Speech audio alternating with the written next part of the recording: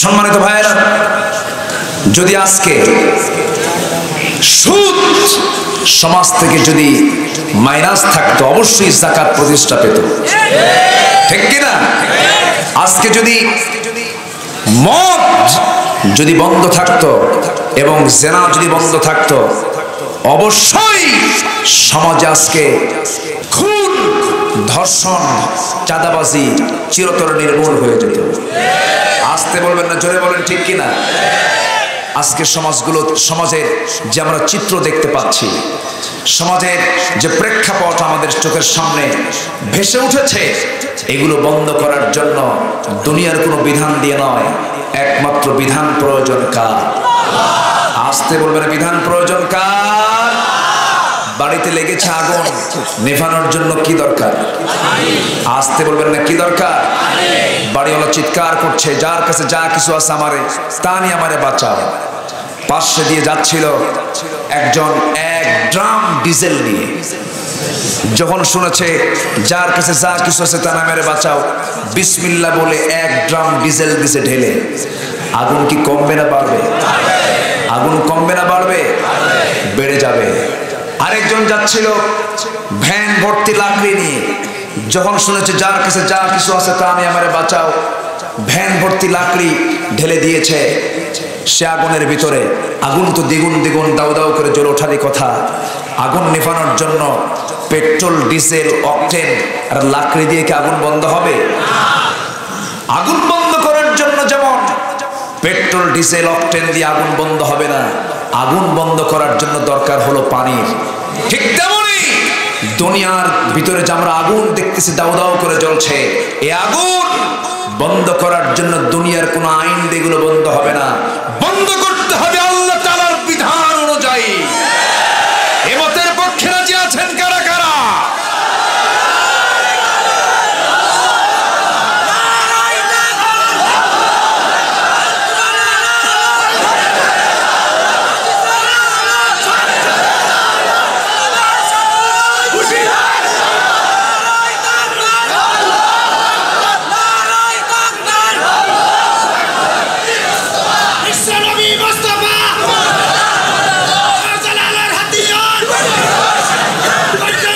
আল্লাহ সবার হাতকে কবুল করুন, জোরে বলি আমিন, আরো জোরে আমিন।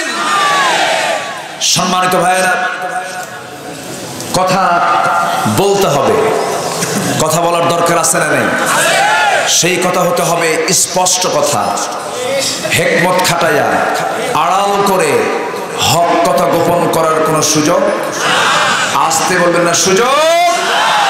মরবো একবার, সিংহের মতো গর্জন দিয়ে মরবো, ভেসা বিড়াল হয়ে বেঁচে থাকার কোনো দরকার নাই। হকের পক্ষে আমরা থাকতে সবাই রাজি আছি। যদি হুমকি ধামকি আসে, আসো, ভয় পাওয়া যাবে? আমরা ভয় করি কাকে? আসতে বলবেন না, কাকে? র‍্যাব না রব? র‍্যাব না রব? আমাকে বাঁচাবেন কে? আমার প্রাণ কার হাতে? আল্লাহর হাতে। এই জমিনে এমন কিছু লোক আছে যাদের কাছে গোটা দুনিয়ার সমস্ত নিয়ামতের অফার দেওয়া আছে, সকল দুনিয়াবি সুখ শান্তির প্রস্তাব রাখা আছে, শুধু বলা হয়েছে তুমি সব ছেড়ে আমাদের পথে আসো। প্রস্তাব দেওয়া হয়েছে, সকল প্রস্তাবকে প্রত্যাখ্যান করে বলেছেন আমি দুনিয়ার কোনো সুখ শান্তি চাই না, প্রয়োজনে আমৃত্যু অন্ধকার প্রকোষ্ঠে থেকে যাব, তবু বাতিল শক্তিদের কাছে মাথা নত করব না। এমন মুসলমান বাংলার জমিনে আছে না নাই? আবার কিছু আছে যেই দিকে বৃষ্টি সেই দিকে ছাতা, আছে না নাই? এরকম আছে। এটা কি ইমানদারের লক্ষণ না মুনাফিকের লক্ষণ? ওই ইমামের মতো এক ইমাম মসজিদে নামাজ পড়ায়, নামাজের ভিতরে একটা আয়াত সে প্রায় বলে, ইন্না হাদা লাফিস সুহুফিল উলা সুহুফি ইব্রাহিম ওয়া মূসা। তো এই আয়াত দিয়ে যখন নামাজ পড়ে মসজিদের সভাপতি এবং সেক্রেটারি দারুণ খুশি হয়, যাক মনের মতো ইমাম পেয়েছি, আমাদের নামে নামাজের মধ্যে দোয়া করে। ইব্রাহিম ওয়া মুসা, খুব খুশি। কিন্তু ইমাম যে বাড়িতে খায় সেই বাড়িওয়ালা আবার একটু বেজার, তার নাম নিয়ে দোয়া হয় না, তার নামটা হলো একটু বিজুত মার্কা টুকু। আবার টুকু নামে কেউ থাকলে আবার মন খারাপ করবেন না। তো টুকু মিয়ার বেজায় মন খারাপ। টুকু মিয়া মনে মনে কয়, খাওয়াই আমি আর দোয়া পাই ইব্রাহিম মুসা, এটা কেমন হলো? মন টন খুব খারাপ, মন মরা হয়ে আছে। তো এটি ইমাম সাহেব দেখে বলতেছে একদিন যে ভাই আপনি আমাকে কষ্ট করে খাওয়ান, এত আদর করে খাওয়ান, মন মরা হয়ে খাওয়ালে কি খাওয়া আসে? আপনি আমার উপর রাগ করেছেন কেন? কি হয়েছে? কি আপনি এত বোঝা বোঝেন, টুকুর নাম মনে থাকে না? কি কথা কি বুঝতেছেন? টুকুর নাম কি মনে থাকে না? ইমাম সাহেব বুঝতেছে না, বলছে ভাইজান একটু বুঝায় বলেন, কি নামাজের মধ্যে এত ইব্রাহিম মুসা করেন, টুকু নাই টুকু নাই। এবার ইমাম টের পেয়ে বলতেছে, ভাই আপনি চিন্তা করবেন না, আপনার নামে আজকে দোয়া হয়ে যাবে। শুরু হয়ে গেছে নামাজ, এখন টুকু শব্দ তার নাই, এখন নামাজের মধ্যে দোয়া পড়তেছে, ইন্না হাদা লাফিস সুহুফিল উলা সুহুফি ইব্রাহিম ওয়া মুসা ওয়া টুকু। কি কথা বোঝা গেল? যখন কইছে টুকু তখন সব মুসল্লিরা টনটনে গেছে, ব্যাপার আজকে হঠাৎ করে এই শব্দ কেমনে আসলো? নামাজের পরে বলছে, ইমাম সাহেব আজকে আপনার মনে হয় তেলাওয়াতের মধ্যে একটা শব্দ বেশি বলা হয়েছে, কি টুকু পাইছেন? কই ভাই টুকু তো বলতে চাই নাই, বলতে বাধ্য হয়েছে। কেন? খাওয়া বন্ধ হয়ে যাবে। নিজের দলীয় পদ ঠিক রাখার জন্য, নিজের কায়েমি স্বার্থ হাসিলের জন্য জান্নাত বিক্রি করতে পারবো না, জান্নাতের মালিকানা আমাদের রাখতে হবে মুসলমান, ঠিক কি না? আমাদের সবচেয়ে বড় সম্পদ হলো জান্নাত। সবাইকে জান্নাত পেতে চাই, মুখ থেকে হক কথা বলবো আমরা, ভিতর এবং বাহির হতে হবে এক। সবাই রাজি আছেন? সবাই রাজি আছেন? এই জন্য বলছেন ঠাকঠুক মেরে কয়েকটা সেজদা দিলে জান্নাত পাবা না, ঈমান ভালো করে আনো, ভিতর বাহির ঠিক করো, মুনাফিকি ছেড়ে দাও, আল্লাহর দল করো, জান্নাতে প্রবেশ করো, ঠিক কি না?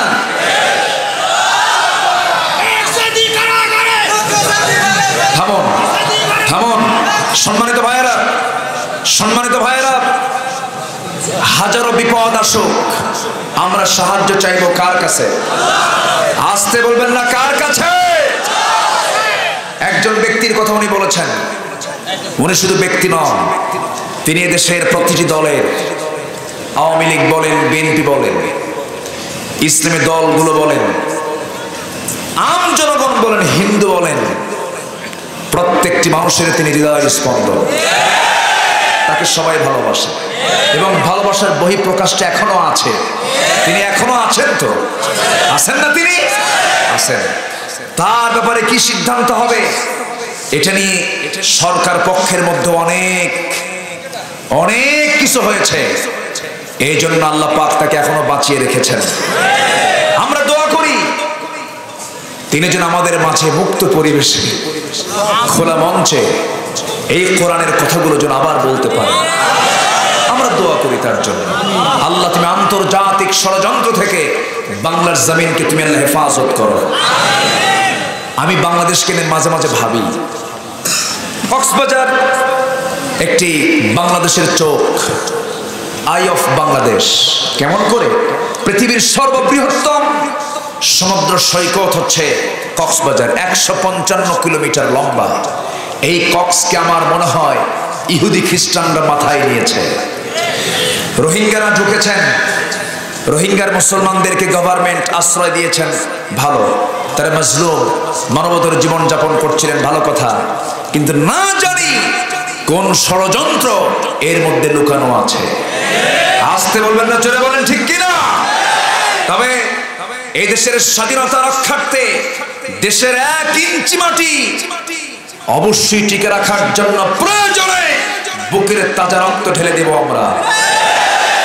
বাহির শত্রুর কোন রক্ত চক্ষুকে আমরা ভয় পাবো না, ঠিক কিনা মুসলমান?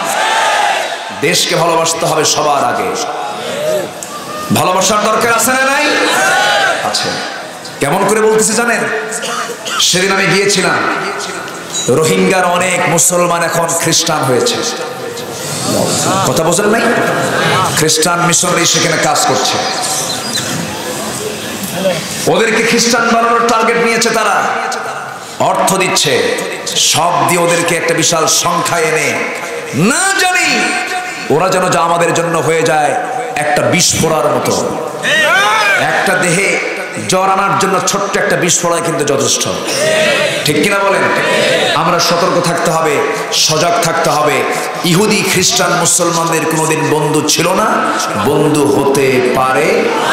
আসতে বলবে না, বন্ধু হতে পারে। সব মোকাবেলা করা সম্ভব।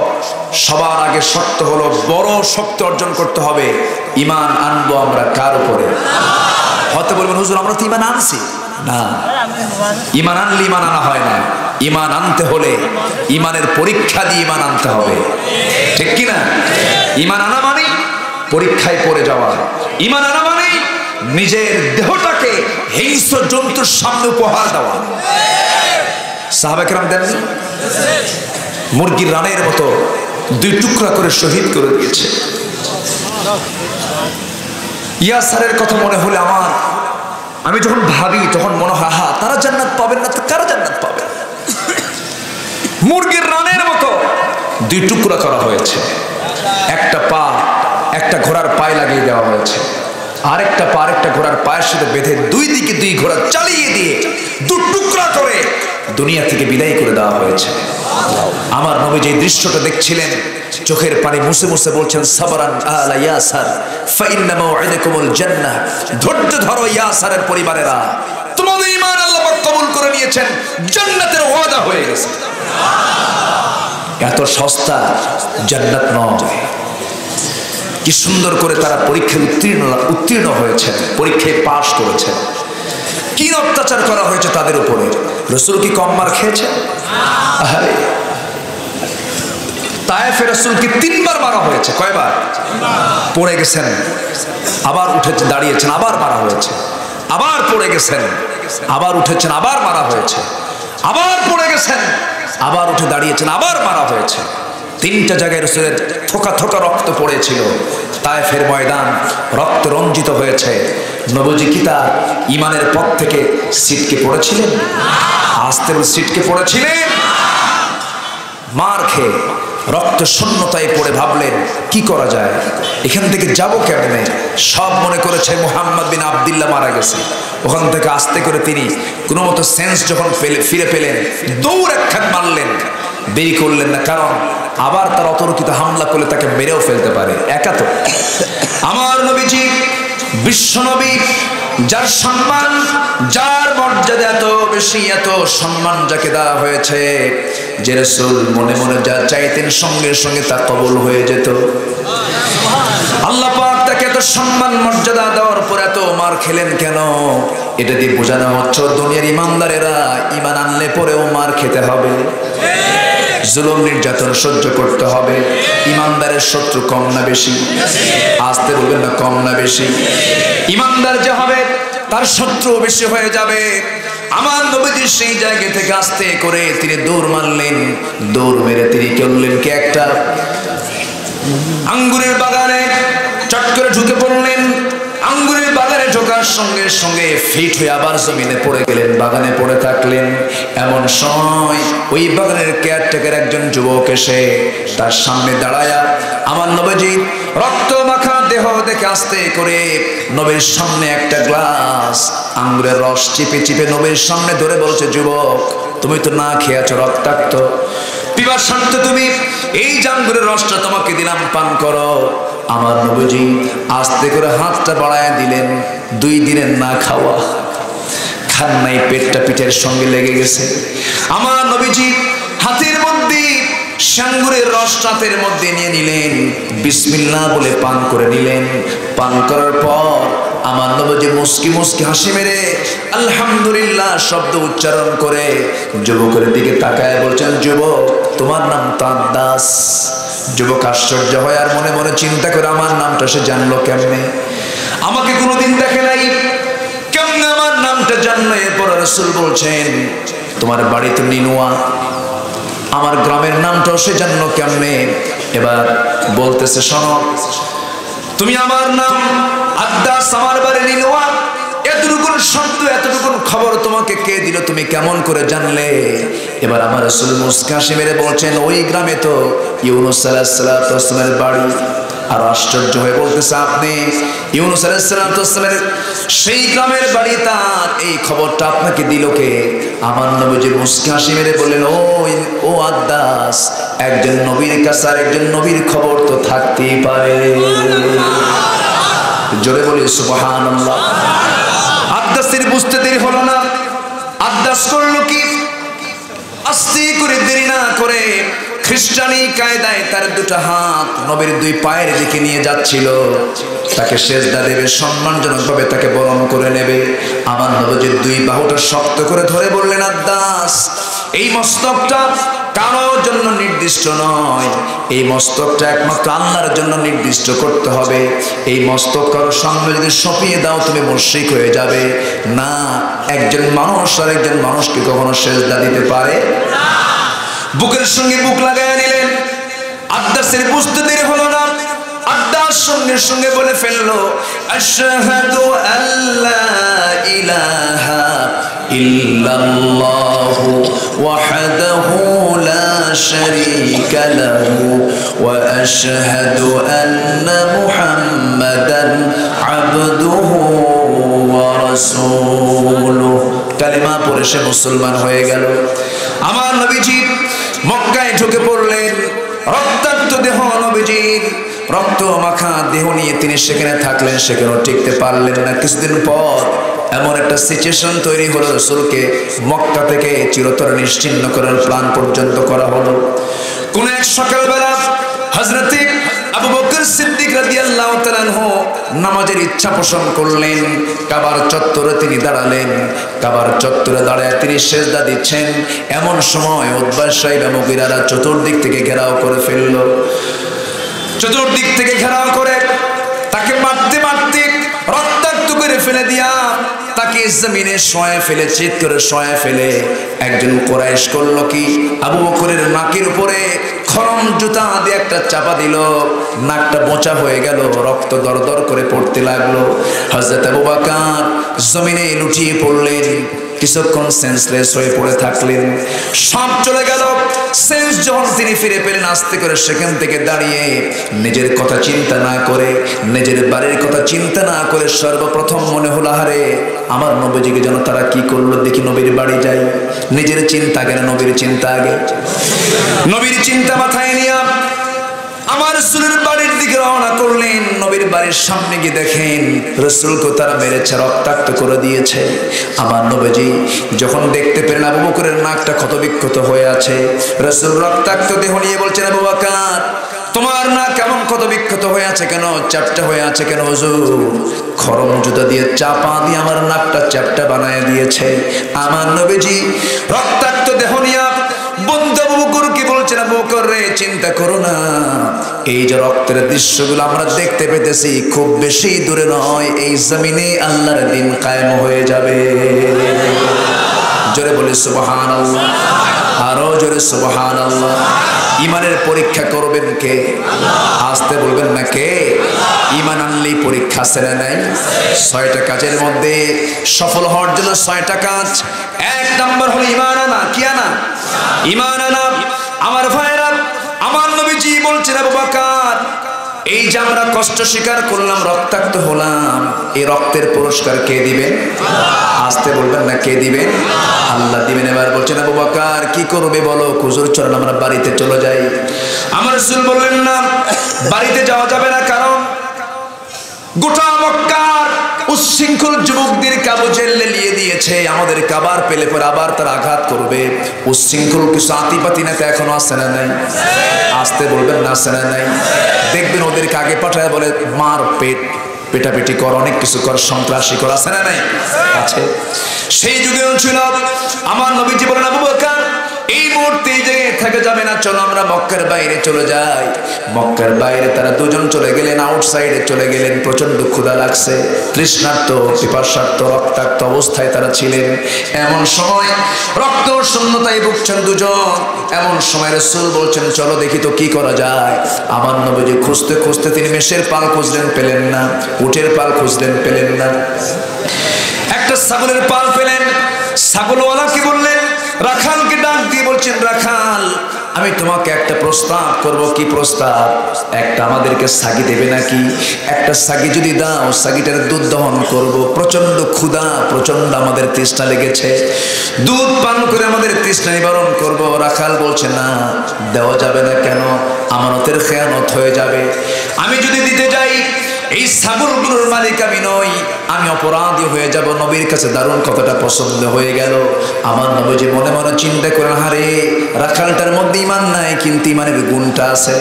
কিন্তু আজকে ইমানদার সমাজে বহু আছে, কিন্তু গুণের কোনো খবর নাই।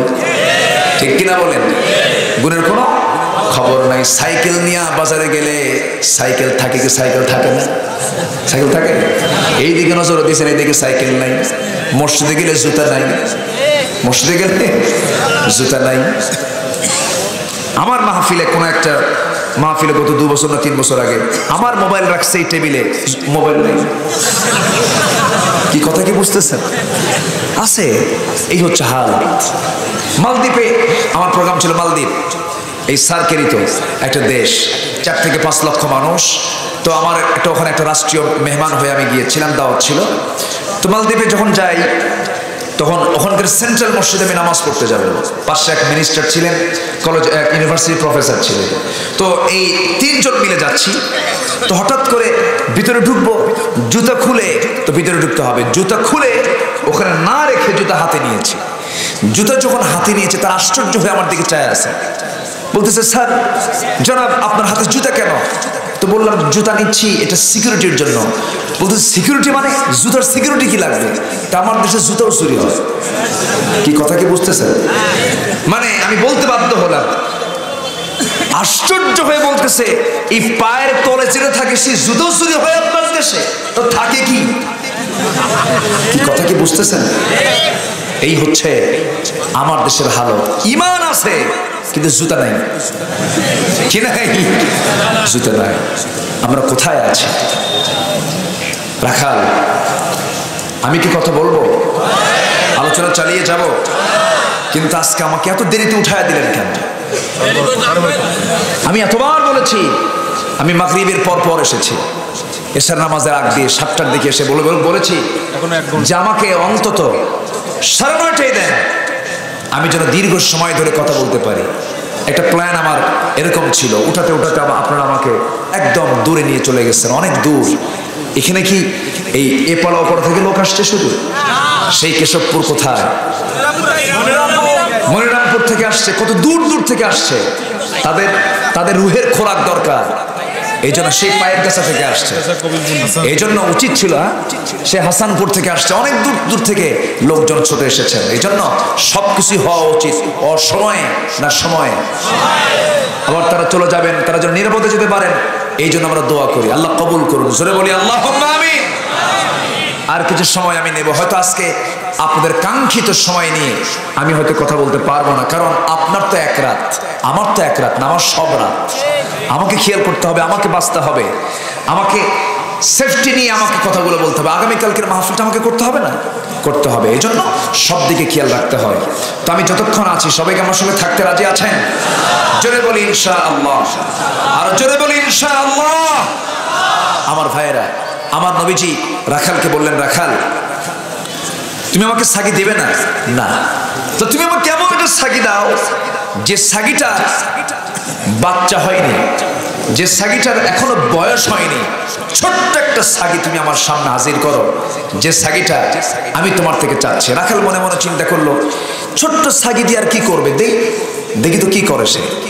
আমার নবীজি ছোট্ট একটা সাগি তার হাতে যখন দেওয়া হলো, তিনি তার কোলের মধ্যে ছোট্ট সাগিটা নিয়ে সাগিটার পিছনের দুটো পার মাঝখানে ওলান বরাবর নবীজি তার বরকতি হাতটা রেখে দিলেন। সঙ্গে সঙ্গে এমন বরকত, দুটো হাত রাখার সঙ্গে সঙ্গে গোটা দুধের ওলানটা দুধ দিয়ে ভরপুর হয়ে গেল। ছোট্ট সাগি ওলানে দুধ ভরপুর হয়ে গেল। আমার নবীজি বললেন, রাখাল একটা পাত্র এনে দাও। পাত্র এনে দেওয়া হলো। আমার নবীজি নিজে দুধ দহন করলেন। দুধ দহন করে করে পাত্র ভরায় ফেললেন। নবীজি বললেন, আবু বকর, না খেয়ে আছো অনেকক্ষণ ধরে, রক্তাক্ত হয়েছ, আল্লাহর দেওয়া নিয়ামত রহমত গ্রহণ করো, পান করো। কুলু ওয়াশরাবু, পান করে নাও, খেয়ে নাও। আবু বকর সিদ্দিক রাদিয়াল্লাহু আনহু মুস্কি একখানা মেরে পান করতে লাগলেন। পান করতে করতে বুক পেট সমান হয়ে গেল, কিন্তু এক চুল পরিমাণ দুধ পাত্র থেকে কমে নাই। আর লক্ষণ না খাওয়ার লক্ষণ। আমার ভাইয়েরা, আমার নবীজি আগে খেতেন না, নবীজি আগে খাওয়াতেন। এমনকি বাড়ির বউ পর্যন্ত হযরত আয়েশা সিদ্দিকা বলেন, আমি আয়েশা, আমি নবীজির স্ত্রী ছিলাম, আমি রাসূলকে কখনো আগে খাওয়াতে পারি নাই, রাসূল আগে আমাকে খাওয়ায় দিতেন। বলে জোরে বলে সুবহানাল্লাহ। নবীজি আমাকে আগে খাওয়ায় দিতেন, আমি গ্লাসটা নিয়ে নবীর সামনে দিতাম, হুজুর আপনি এটা পান করেন, আপনি এটা পান করুন। রাসূল আস্তে করে বলতেন, আয়েশা তুমি শুরু করো, এরপর আমি শেষ করবো। জোরে বলেন সুবহানাল্লাহ। রাসূল আগে দিতেন, এরপরে নিতেন। হযরত আয়েশা বলেন, আমি গ্লাস হাতের মধ্যে নিয়ে আমি যখন পান করতাম, নবীজি খুব মনোযোগ দিয়ে আমার পানের দৃশ্যটা দেখতেন। আমি আয়েশা আমার ঠোঁটটা যেই গ্লাসের যেই পাশে ঠোঁটটা লাগাতাম, আমার নবীজি সেই দিক দিয়ে ঠোঁটটা লাগায় তিনি পরে পান করতেন। জোরে বলে সুবহানাল্লাহ।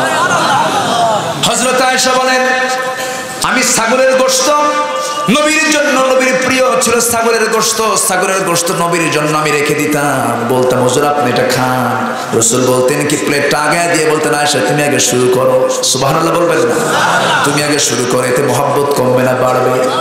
মহব্বত কমবে না বাড়বে? তুমি আগে শুরু করো। হযরত আয়েশা বলেন, আমি আগে শুরু করতাম। গোশত খেতে খেতে হাড়গুলো যখন খেতে পারতাম না, হাড়গুলো রেখে দিতাম প্লেটের ধারে। আমার নবীজি সে হাড়গুলো আস্তে করে নিতেন, আমার দিকে মুস্কি মুস্কি হেসে হেসে তাকায় তাকায় তা চুষে চুষে তা তিনি খেয়ে নিতেন। একটু আস্তে বলেন সুবহানাল্লাহ। সেই মহব্বত আজকে কি আছে ভাই? মহব্বত ঠিকই আছে, কিন্তু গাছতলা আর বটতলা। মহব্বতটা আছে কোথায়? গাছতলা আর বটতলা। এই চেয়ারটা কি ফাঁকা থাকবে? আপনি এসে বসেন। আলহামদুলিল্লাহ, আমাদের নতুন চেয়ারম্যান মহোদয় না? বলি আলহামদুলিল্লাহ, খুব ভালো। আমার গায়ে তো কিছু নাই, ভাইয়ের গায়ে অনেক গোশত। আলহামদুলিল্লাহ, খুব সুন্দর। আমার মনে হয় যে একটু লাগুক, আর ওনার মনে হয় একটু কমুক, তাই না? জি, এটাই। আল্লাহ পাক যাকে যতটুকু দেওয়া দরকার তাকে ততটুকুই দেন। মন খারাপ করা যাবে না, বলতে হবে আলহামদুলিল্লাহ। মার কাছে গিয়ে যখন বসি, মা বলে, বাবা তুই ছোটতেও যা এখনো তা, তুই মরার পর্যন্ত এরকমই থাক, তুই অসুস্থ হবি না। আমার মা আমাকে এরকম করে বলে। তবে হ্যাঁ, সুস্থতা হচ্ছে সবচেয়ে বড় নিয়ামত, স্বাস্থ্য না, সুস্থ থাকতে হবে, ঠিক কিনা? আমরা মোটাকেই সুস্থ বলি না, মোটা চিকন কোনো বিষয় নয়, সুস্থ হতে হবে। কি হতে হবে? সুস্থ। আমার ভাইজান সুস্থ আছেন, আল্লাহ তাকে স্বাস্থ্য দিয়েছেন, সুস্থ রেখেছেন, আলহামদুলিল্লাহ। সিয়ারবিনি করতে হবে না, সুস্থতা দরকার। সুস্থতা দরকার আছে না নাই? ইবাদতের জন্য সুস্থতা দরকার আছে না নাই? আচ্ছা, এই তো চেয়ারটা পড়ে গেল, আলহামদুলিল্লাহ। আর যেন কেউ চেয়ার থেকে ওঠেন না, উঠলে কিন্তু খবর আছে। থাকেন, কষ্ট হচ্ছে আপনাদের? জোরে বলি ইনশাআল্লাহ। খুব ভালো মানুষ, এত রাত ধরে আলোচনা শোনার লক্ষণ, এটা হচ্ছে ইমানদারের লক্ষণ। বলি আলহামদুলিল্লাহ। আমার ভাইরা, আমার নবীজি আগে খেতেন না, আগে খাওয়াতেন। হযরত আয়েশা বলেন, রাসূল আমাকে যে ভালোবাসা দিয়েছেন, এমন ভালোবাসা পৃথিবীর কোথাও খুঁজে পাইনি। আল্লাহু আকবার। কিন্তু সেই ভালোবাসা আজকে স্বামী স্ত্রীর মধ্যে নাই, সেই ভালোবাসা চলে গেছে আজকে বটতলা আর গাছতলা। সারাদিন গাছতলায় বসে থাকে, বটতলায় বসে থাকে, গাছের গোড়ায় গোড়ায় বসে থাকে, সারাদিন ধরে ডিম পাড়ে। আছে না নাই? আছে না নাই? আচ্ছা, এই নোংরামিগুলো বন্ধ হবে বৈশাখের এই সমস্ত অনুষ্ঠান বন্ধ হলে, ঠিক কিনা?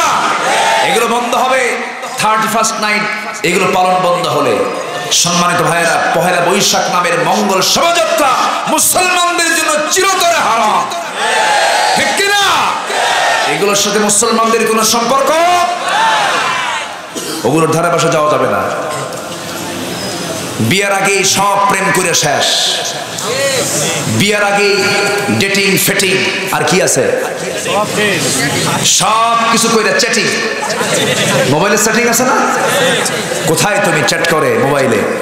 রাত 12টা 1টা বাজে টেপাটিপি বন্ধ হয় না, বরঞ্চ রাত 1টার দিকে সবাই ঘুমিয়ে পড়ে, আর ওই সমস্ত বান্দারা ওই সময় উজু করিয়া শুরু করে মোবাইল টেপা, আছে না নাই? হিয়া হাত্তা মাতলাইল ফজর, আছে না? এগুলো করা যাবে না। ঈমান এনেছি, সকল নোংরাই পরিহার করতে হবে আমাদের। সমস্ত যুবকরা যারা আছেন, যুবকদেরকে উদাত্ত আহ্বান জানাবো, আলিয়া থাকবে না, জুলেখা থাকবে না, সব হেরে যাবে। থাকবেন কে? আসতে বলবেন না, থাকবেন কে? সে আল্লাহকে মহব্বত করবো আমরা জীবনের চাইতে সবচেয়ে কম না বেশি? সবচেয়ে কম না বেশি? বেশি। আমার ভাইরা, হযরত আয়েশা বলেন, নবীজি আমার মুখে খাবার তুলে দিতেন, আমি খেয়ে নিতাম, পরে রাসূল খেয়ে নিতেন। রাসূল আগে খেতেন না, রাত 3 আগে খাওয়ায়া দিতেন। আমার বউদেরকে আমরা আগে খাওয়াবো। দেন কিছুই কয় না, কিচ্ছু কয় না, চুপ করে বসে আছে। হুজুর আপনি খাওয়ান, আমরা চুপ করে থাকি। খাওয়াবেন না? আমরা আগে খাওয়াবো না? জোরে বলি ইনশাআল্লাহ। ছোট ছোট বাচ্চাকে ইনশাআল্লাহ, ওই যে বিয়ে কিন্তু করেই নাই, কারে যে খাওয়াবে আল্লাহই জানে। বিয়ের পরে খাওয়াতে হবে কিন্তু, বিয়ের আগে না। কষ্ট হচ্ছে আপনাদের?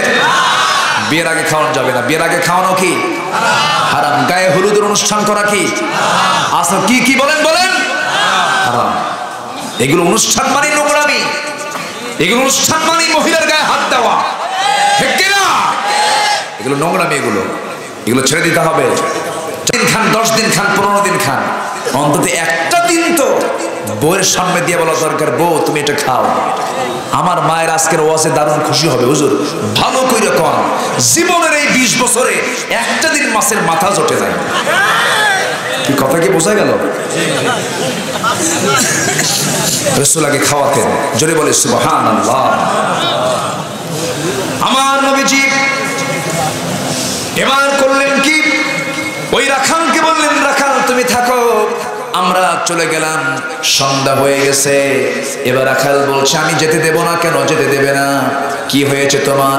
এবার রাখাল বলছে, আপনি যদি যেতে চান আপনি আমাকেও সঙ্গে করে নিয়ে চলে যান, আমি রাখাল এখানে থাকবো না। আমার নবী, আমার রাসূল বললেন, ও রাখাল তুমি যদি আমার সঙ্গে এই মুহূর্তে চলে যাও, ছাগলগুলো দেখবে কি তোমার আমানতের খেয়ানত হয়ে যাবে। এবার রাখাল বলছে, শুনুন মুহাম্মদ বিন আব্দুল্লাহ, আপনি চলে যাবেন, আমার কোনো বাধা নেই, আপনি চলে যান, কিন্তু আমার একটা দোয়া শিখায় দেন। কি দোয়া? কি দোয়া পড়লেন? আর ছোট্ট ছাগল ওড়ানে হাত দিলেন, দুধে ভরপুর হয়ে গেল। ওই দোয়াটা আপনি আমার শিখায় দিবেন, মাঝে মাঝে আমিও হাত দেব, দুধ টানবো, দুধ খাবো। একটু আস্তে বলেন সুবহানাল্লাহ, জোরে বলেন সুবহানাল্লাহ। এই কথা বলার সঙ্গে সঙ্গে আমার নবীজি মুস্কি মুস্কি হাসি মেরে বলছেন, সাহাবী দোয়া তো শুধু পড়লে হবে না, দোয়ার আগে শর্ত হলো ঈমান থাকতে হবে, তাওহীদকে বিশ্বাস করতে হবে। লাইসাল বিররা আন তুওয়াল্লু وجوهكم قبل المشرق والمغرب ولكن البر من آمن بالله। ঈমান আনতে হবে কার উপরে? ঈমান আনতে হবে কার উপরে? ঈমান থাকতে হবে। ঈমান যদি না আনো তোমার এই কাজের কোনো বরকত হবে না, এই দোয়ার কোনো বরকত হবে না, এই হাতে তোমার কোনো বরকত আসবে না। রাখালের বুঝতে দেরি হলো না। রাখালটা হাত বাড়ায়া দিয়ে রাসূলকে চিনতে পারলো। রাখাল হাত বাড়ায়া দিয়ে বলতেছি, আর দেরি নয়, আর বুঝতে বাকি নাই, আপনি আমাকে এখনই পড়িয়ে দেন, আশহাদু আল্লা ইলাহা ইল্লাল্লাহু ওয়াহদাহু লা শারীকা লাহু ওয়া আশহাদু আন্না মুহাম্মাদান আবদুহু ওয়া রাসূলুহু। জোরে বলুন আল্লাহু আকবার। হেদায়েতের মালিক কে? হেদায়েতের মালিক কে? এই রাখাল কালেমা পড়ে মুসলমান হলো, আর এত বড় জ্ঞানের বাহাদুর আবু জেহেল, তার কপালে কি হেদায়েত জুটেছে? এরকম বহু জ্ঞান পাপী আমার দেশেও আছে না নাই? আসতে বলবেন না, আছে না নাই? কোরআন সম্পর্কে কোনো জ্ঞান নাই, কিন্তু আলেমদেরকে জ্ঞান দিতে আসে, আছে না? আছে না? জ্ঞান দিতে আসে। ওদের জ্ঞান হচ্ছে ওই কানার মতো। এক কানা মসজিদে নামাজ পড়তে গেছে, মসজিদে নামাজ পড়তে যায় ইমাম সাহেবের সঙ্গে মাগরিবের নামাজের আগে একটু বাক বিতণ্ডা হয়েছে, তর্ক বিতর্ক হয়েছে, নামাজের সময় হয়ে গেছে, নামাজে দাঁড়ায় গেছে। তো নামাজের মধ্যে ইমাম সাহেব সূরা ফাতিহার পর এমন একটা আয়াত বলেছে যে আয়াতের অংশ হলো ওয়া কানা মিনাল কাফিরিন। কানার কাছে মেজাজ খারাপ হয়। তো গন্ডগোল হলো কিছুক্ষণ আগে নামাজের মধ্যে, তুই আমার ফতুয়া দিয়ে সামনে কাফের, ওয়া কানা মিনাল কাফিরিন। দেখেন কি মেজাজ খারাপ হয়ে গেছে। রাগের ঠেলায় কোনো মতো নামাজ শেষ করে চলে আসছে বাড়িতে। পরের দিন আবার চলে গেছে মসজিদে নামাজ পড়তে। ইমামদের তো আবার কিছু মহব্বতের পছন্দের কিছু সূরা থাকে, আগের রাতে যে সূরা পরের রাতে সেই সূরাই। এদিকে ইমাম যে, সেই ইমামের আবার একটা পা হলো একটু খাটো গোছের, ন্যাংরা গোছের। সে নামাজে দাঁড়ায় যখন আগের রাতের মতোই যখন সূরা ফাতিহার পর যখন বলছে ওয়া কানা মিনাল কাফিরিন, পিছন থেকে ওই কানা লোকমা দিচ্ছে ওয়া ল্যাংরানা মিনাল ফাসিকিন। কি কথা কি বুঝতেছে? সম্মানিত ভাইয়েরা, আমাদের সমাজে কিছু লোক আছে, ওদের বুঝ হচ্ছে ওই কানার মতো, ওদের এলেম হচ্ছে ওই কানার মতো। ওই আধা পাকা যোগ্যতা দিয়া আলেমদের ভুল ধরতে আসো, জিব্বা সাইজ করা দরকার এদেরকে, ঠিক কিনা? সম্মানিত ভাইয়েরা, সম্মানিত বন্ধুগণ, কথা তো অনেক, কিন্তু 12টা বাজে, কি করি? হ্যাঁ, চালাবো চালাবো। ফজর পড়বেন না কারা? হাত তোলেন, বলেন। ফজর পড়বেন না কারা? আমার পিছনে ফজর পড়বেন, এখানে ফজর পড়ে যাবেন সবাই, ফজর পড়ে যাবেন, ফজর পড়ে যান, আমি যাই। খুব সুন্দর বলি আলহামদুলিল্লাহ, জিকির করি লা ইলাহা ইল্লাল্লাহ, আরো জোরে লা ইলাহা ইল্লাল্লাহ, সুবহানাল্লাহ আলহামদুলিল্লাহ, লা ইলাহা ইল্লাল্লাহ, আরো জোরে লা ইলাহা ইল্লাল্লাহ, সুবহানাল্লাহ আলহামদুলিল্লাহ, আরো জোরে লা ইলাহা ইল্লাল্লাহ, সুবহানাল্লাহ আলহামদুলিল্লাহ,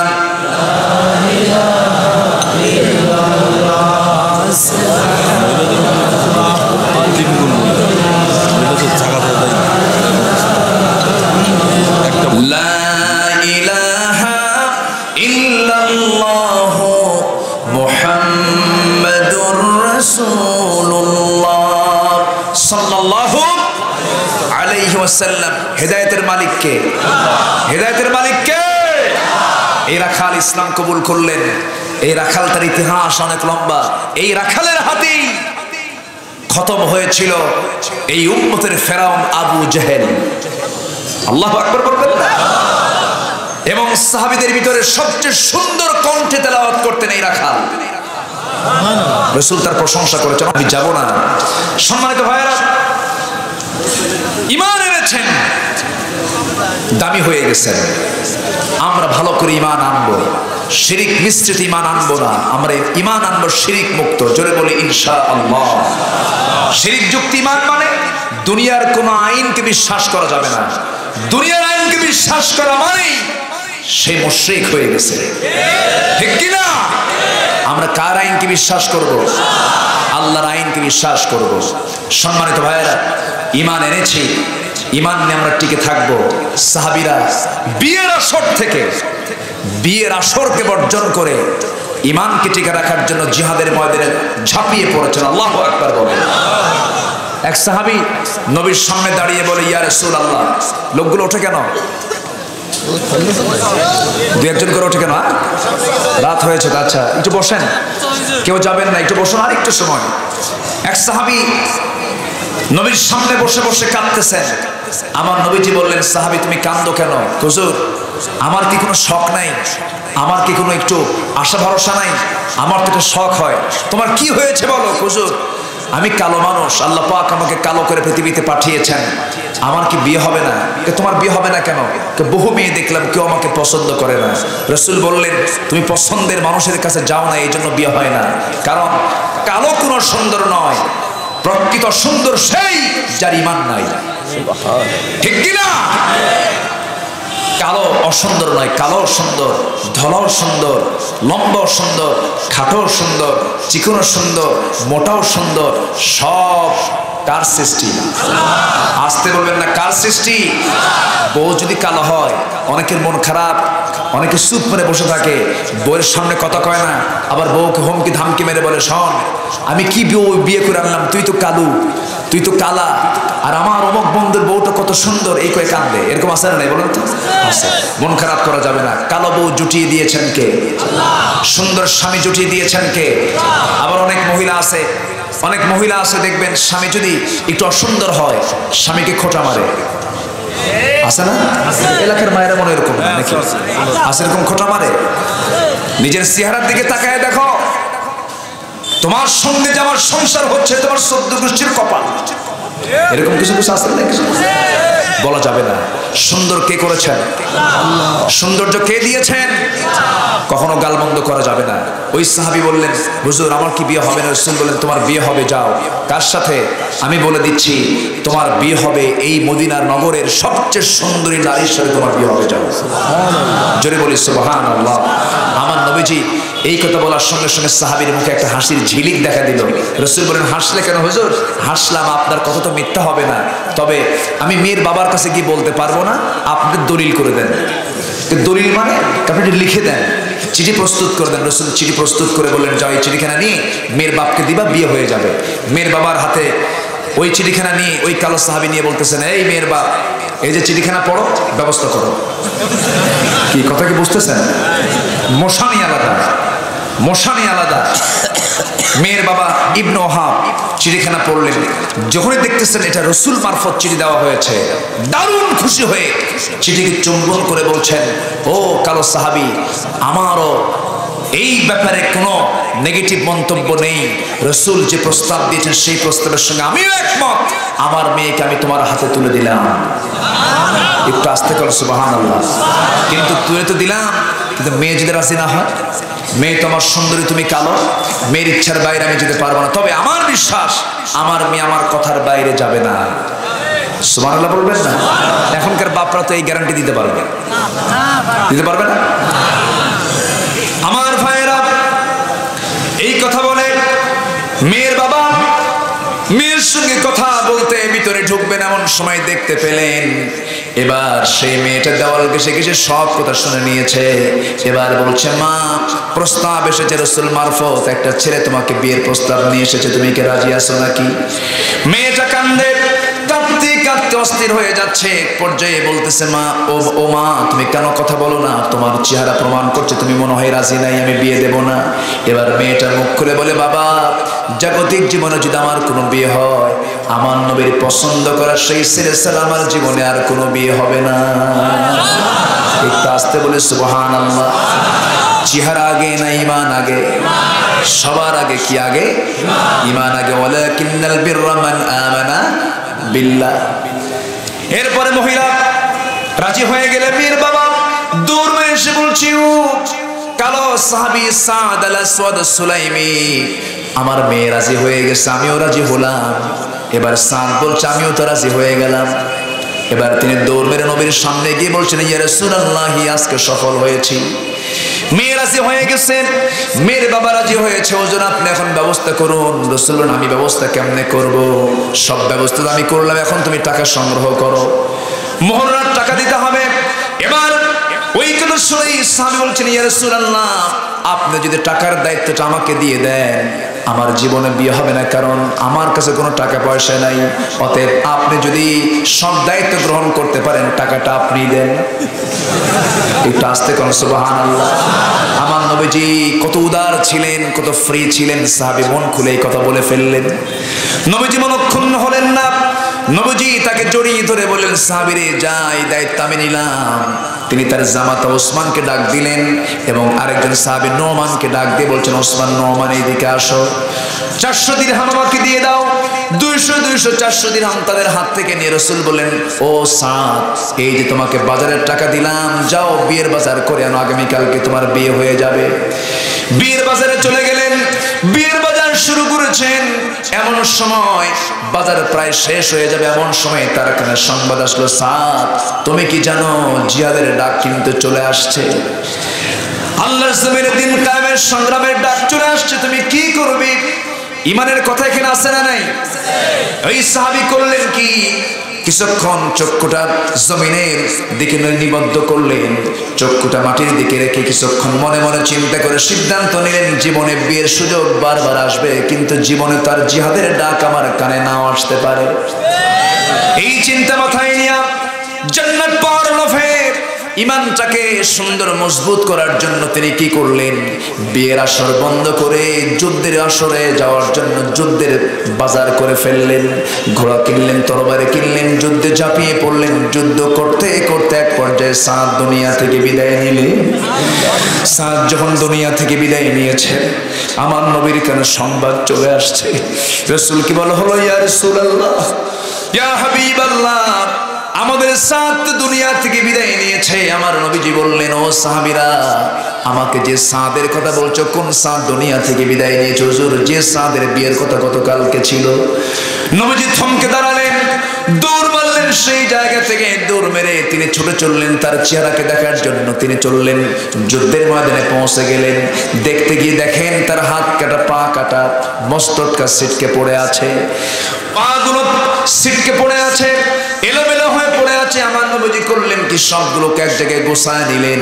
মাথার চুলগুলো রক্তে লাল হয়ে আছে, সুন্দর করে গোছায় দিয়ে চেহারার দিকে তাকাচ্ছেন। আমার নবীজি একবার তাকান, একবার হাসেন, আরেকবার তাকান, আরেকবার কাঁদেন, একবার হাসেন, একবার কাঁদেন। এই দৃশ্য দেখে সাহাবায়ে কেরাম বলছেন, ইয়া রাসূলুল্লাহ, আপনি সাদের চেহারার দিকে তাকায়া যে আচরণটা করছেন, একবার হাসেন, একবার কাঁদেন, এর কারণটা কি? আমরা তেমনটা আচরণ কখনো লক্ষ্য করিনি। আমার রাসূল বলছেন, ও সাহাবীরা, আমার কান্না করার কারণ হলো, আমার সাদামাটা সাহাবী সাদ বড় শখ ছিল বিয়ে করবে, কিন্তু আমার আফসোস লাগতেছে, এই জন্য আমি এই জন্য কাঁদতেছি। আমার সাদের সব কিছু আয়োজন সম্পূর্ণ হলো, কিন্তু দুনিয়ার জিন্দেগিতে নারী জীবনের স্বাদ সে গ্রহণ করতে পারলো না। আর আমি হাসতেছি এই জন্য, আমার সাদ ইমানের পরীক্ষায় 5 নম্বর তুলে আমি দেখতে পেতেছি, সে জান্নাতের মধ্যে ঢুকে পড়েছে। জান্নাতের ফেরেশতা, জান্নাতের হুরেরা তাকে টানাটানি করে বেহেশতের দিকে নিয়ে চলে যেতেছে। ওয়ালাকিন্নাল বিররা মান আমানা বিল্লাহ। আমার রাসূল বলেন, সাহাবীরা, ওই সাহাবীর জানাজার দায়িত্ব আমি নিলাম। জানাজা সম্পূর্ণ করলেন, জানাজা সম্পূর্ণ করে এরপরে বলছেন, সাহাবীরা, ওই আমার সাহাবী যে ঘোড়া দিয়ে যুদ্ধ করেছে, যে তরবারিতে যুদ্ধ করেছে, সেই ঘোড়া তরবারি আমার সামনে নিয়ে আসা হলো। রাসূল বললেন, যে মহিলার সঙ্গে বিয়ের কথা ছিল, সেই মহিলাকে আমার সামনে হাজির করা হলো। নবীজি আমার কাদা কাদা কণ্ঠে বলছেন, ও মদিনার সুন্দরী নারী, আজকে আমার সাদ যদি বেঁচে থাকতো তোমার স্বামী হয়ে যেত। আমার সাদ বাজার ঠিকই করেছে, দুনিয়ার বাজার নয়, সে বাজার করেছে জান্নাতের বাজার। কিসের বাজার? জান্নাতের বাজার। ও মহিলা, সেই আমার সাদের বাজার করা সেই ঘোড়ার সেই তরবারি তোমাকে দিয়ে দিলাম। ওই সাহাবী মহিলা সাহাবী ঘোড়ার তরবারি নিয়ে তিনি বাড়ির দিকে চলে গেলেন। আমার মা, আপনাকে সেই জন্য বলবো, ঈমানটা অত্যন্ত গুরুত্বপূর্ণ বিষয়, ঈমানটাকে টিকে রাখতে হবে। সব মহব্বত উজাড় করে দিতে হবে কার জন্য? আসতে বলবেন না, কার জন্য? আল্লাহর জন্য। আমার মা, আপনার জন্য 5 ওয়াক্ত নামাজ দরকার, পর্দা পশিদার দরকার। অযথা বাইরে ঘোরাফেরা করা যাবে না। এই কয়েকটি কাজ আপনাকে করতে হবে। স্বামীর আনুগত্যের দিকটা খেয়াল করতে হবে। এই বিষয়গুলো আপনি খেয়াল করবেন। আর প্রত্যেকদিন ঘন্টায় 24 ঘন্টায় 4-5 বার টেলিভিশনের সামনে বসে টেলিভিশন দেখবেন। এটা কি মেয়েদের আছে নাকি? আসতে কবে নাচে না নাই বসে থাকে আর টেলিভিশন দেখে দেশের দেশীয় না ভারতীয় দেশীয় না ভারতীয় ভারতীয় মা এগুলো দেখা যাবে না আল্লাহ পাক মাদেরকে কবুল করুন জোরে বলি আল্লাহুম্মা আমিন আরো জোরে আল্লাহুম্মা আমিন আমার ভাইরা আমি আজকে যে পয়েন্টটা তুলেছি এক কথায় আমি উত্তরগুলো দিয়ে দিচ্ছি 6টি কাজে সফলতা কয়টি কাজে বলেন তো এক নম্বর আমার ঈমান আনবো কার উপরে নাম্বার 2 হলো ওয়াতাল মাল আলা হুব্বিহি প্রিয় সম্পদ কিছু অংশ সেখান থেকে খরচ করব আমরা কার পথে আসতে বলবেন না কার পথে আল্লাহর পথে নাম্বার 3 হলো নামাজ কায়েম করতে হবে কি কায়েম করতে হবে নামাজ কায়েম করতে হবে নাম্বার 4 হলো যাকাত ভিত্তিক সমাজ চালু করতে হবে যাকাত আছে যেখানে সুদ নাই সেখানে নামাজ কায়েম যেখানে জিনা নাই সেখানে ওয়াল মুফুনা বিআদিহিম ইযা আহাদু ওয়াদা ঠিক রাখতে হবে ওয়াদা ভঙ্গ করা যাবে না আমানতের খেয়ানত করা যাবে না যার জামানত সে আমানত তার হাতে ফেরত দিতে হবে কার সিল কে মেরেছো এটার জবাব কার কাছে দিতে হবে আসতে বলবেন না কার কাছে সিল একটা আমানত কিনা বলেন অবশ্যই আমানত এই আমানতের খেয়ানত করলে আল্লাহর কাছে জবাবদিহি করা লাগবে না লাগবে ওয়াসসাবিরিনা ফিল বাসা ধৈর্যশীল হতে হবে বিপদে মুসিবতে যে কোনো সময় বিপদে মুসিবতে পড়ে গেছে ধৈর্যের পরিচয় দিতে হবে এই 6টা কাজ যদি কোনো বান্দা করতে পারে আল্লাহ রাব্বুল আলামিন বলছেন উলাইকাল্লাযীনা সাদাকু এরা হলো সত্যবাদী ওয়া উলাইকা হুমুল মুফলিহুন এরাই হলো প্রকৃত মুত্তাকি এই সমস্ত বান্দার জন্য আমি আল্লাহ জান্নাত রেখে দিয়েছি জোরে বলে সুবহানাল্লাহ আরো জোরে বলে সুবহানাল্লাহ এই 6টি কাজ আল্লাহ পাক আমাদেরকে করার তৌফিক দান করুন আমার নবীজি বিদায় হজের ভাষণ যে দিয়েছিলেন সেই বিদায় হজের ভাষণটা ছিল মাত্র 25 মিনিটের কত মিনিটের তার ভাষণের মধ্যে কোনো কথা কি বাদ পড়েছিল বাদ পড়েনি আমার দেশে একটা ট্র্যাডিশন চালু আছে সেটা হলো হুজুরকে অন্তত 3-4 ঘন্টা 5 ঘন্টা কথা না বললে কেমন হয় আমি চেষ্টা করেছি অল্প সময়ের মধ্যে যতটুকু কথা বলা যায় সময়ের দিক বিবেচনা করে ফজর নামাজের দিক খেয়াল করে যতটুকু বললাম আল্লাহ পাক আমাদেরকে আমলে নিয়ে আসার তৌফিক দান করুন জোরে বলি আল্লাহুম্মা আমিন আরো জোরে আল্লাহুম্মা আমিন যে যেখানে আছি সেখানে বসে পড়ি আমিও যাব আপনিও যাবেন আমরা দোয়া করব না দোয়া করব না সবাই বলে আস্তাগফিরুল্লাহ রব্বি মিন কুল্লি যামবি ওয়া আতুবু ইলাইহি ওয়ালা হাওলা ওয়ালা কুওয়াতা ইল্লা বিল্লাহিল আলিয়্যিল আযীম জোরে বলি ইয়া আল্লাহ আমার জীবনের সগীরা কবীরা ছোট বড় সকল গুনাহ তুমি আল্লাহ মাফ করে দাও মাফ করে দাও জোরে বলুন ইয়া রাব্বাল আলামিন ইয়া